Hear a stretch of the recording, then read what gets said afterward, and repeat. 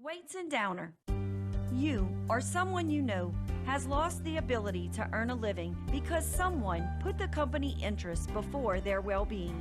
In times like these, there's one firm who has handled hundreds of catastrophic and lost earning cases. Before you settle fast with a company's attorney, give Weights and Downer a call.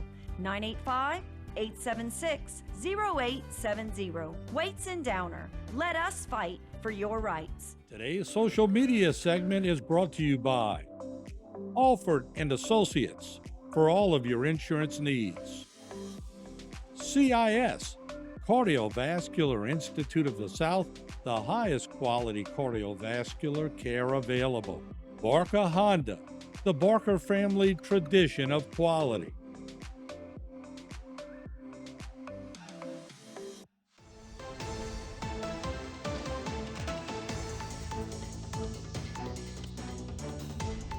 Hello and welcome to this edition of Bayou Time. I'm your host, Keith Whiteside, licensed clinical social worker with Terrebonne Home Care.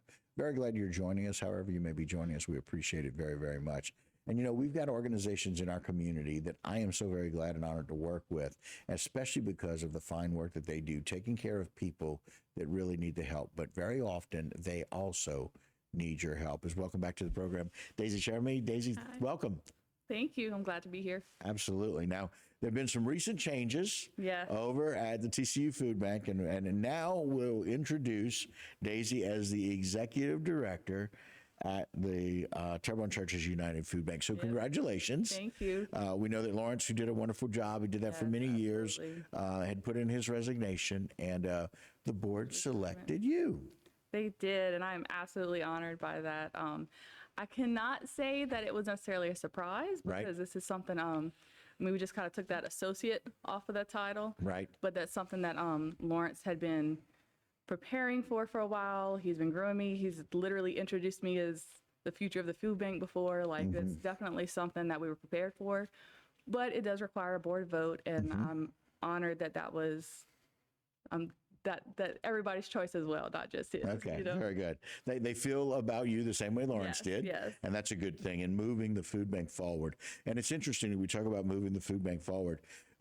We're in tough times, and you know, every time that Lawrence and Spud have come on and talked about this, they've talked about the tough times and what the need is, and how creative you guys are in trying to raise money.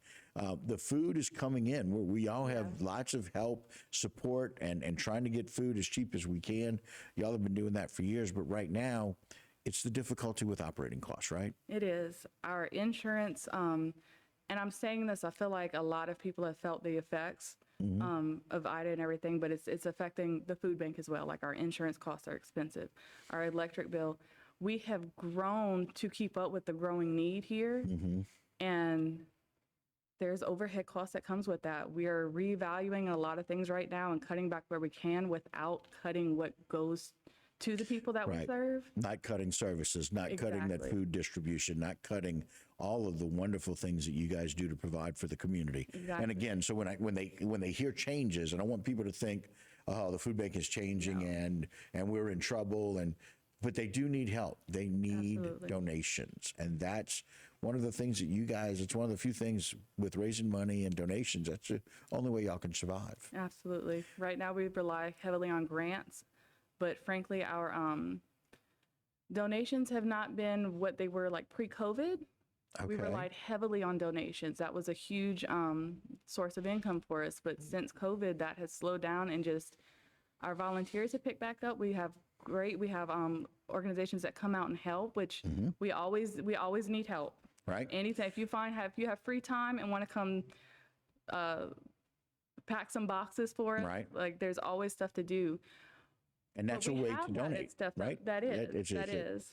Donating time and the energy but we need those monetary donations. And I hate to be here to come on and begging for money, but at the same time, that's what we need right now. Right. And I know that we have a community. I've seen it with Ida and just different things. That's one of the great things about my job, is I see how the community comes together. Right. So I'm here to ask, like, come together and help us by going online to tcufoodbank.org and hit that donate button. Every little bit helps. And again, there it is right there. Thank you, Aaron. Makes life very easy for you. you can go to this website and donate. And the donations are so very needed. And I can promise you they get it done right at the TCU Food Bank. I am so fortunate that I've been able to watch it grow. I've been able to kind of be a part of that because it's important to our community. It's important to the people that we all serve and getting that help. But the only way we can continue to do that is if you guys can keep the lights on. Absolutely. And so I know it's got to be tough as you want to be excited about now becoming this executive director, but becoming an executive director also means that we've got to have the tough conversations. Exactly. And I appreciate that you guys are doing what you can to cut whatever you can internally. It's difficult because it affects people. Yeah. We know how that is. Yeah. And at the same time, we appreciate the fact that y'all are trying to do that without cutting services, trying to cut operational costs without cutting services. Hard thing to do.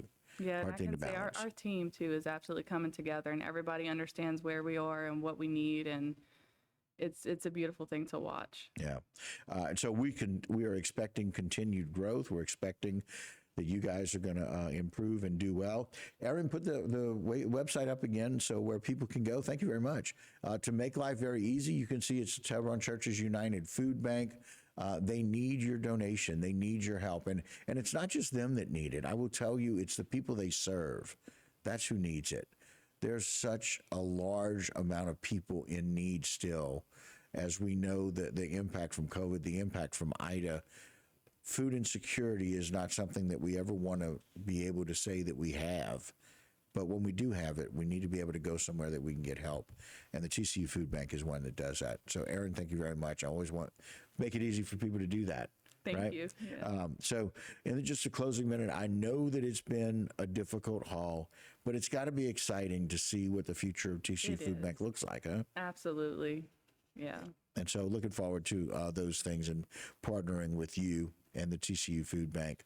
And again, we need volunteers, we need money, we need people to help out. And so this is a shout out to everybody listening. The TCU Food Bank has done wonderful things in our community. They want to continue to do that. The only way they can do that is if you help. So partner with us, partner with Daisy, find a way to help and move the TCU Food Bank forward so that they can continue to provide what they need to. Daisy, again, congratulations. Exciting times. Congratulations to you and your team. And we look forward to what the future is like. And we're hoping that it stays bright with a lot of help and donations. We'll look forward to sharing it with you. Very good. All right. And that will do it for this particular segment. Don't go anywhere. A whole lot more right here on Bayou Time.